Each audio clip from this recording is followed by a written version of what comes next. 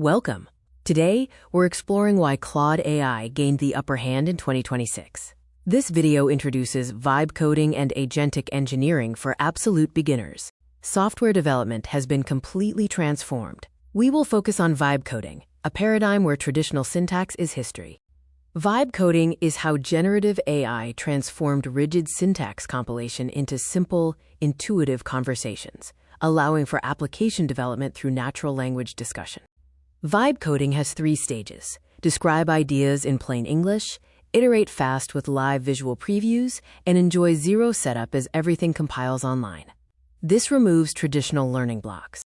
Claude Code provides terminal power via autonomous agents for direct workspace interaction, instant analysis of the codebase, direct execution of terminal commands, and Git integration. This enables high-level creation for engineers. Global corporations trust Claude, with nearly 70% of Fortune 100 companies integrating it. Anthropic's constitutional AI safety frameworks and predictable performance are key reasons for this enterprise dominance. Google AI Studio offers a vibe coding path with free access. It allows for natural language input, instant previews, and built-in deployment to Cloud Run for seamless workflow. Google AI Studio is the accessible sandbox for web development. Claude is the heavy-duty engine for professional engineering, excelling at complex multi-file software engineering logic. Claude Opus 4.7 reduces hallucinations and creates cleaner code with its extended step-by-step thinking. The model reasons internally, reducing the need for debugging. Vibe coding tools include Google AI Studio for simple prototypes and Cursor IDE for local app development.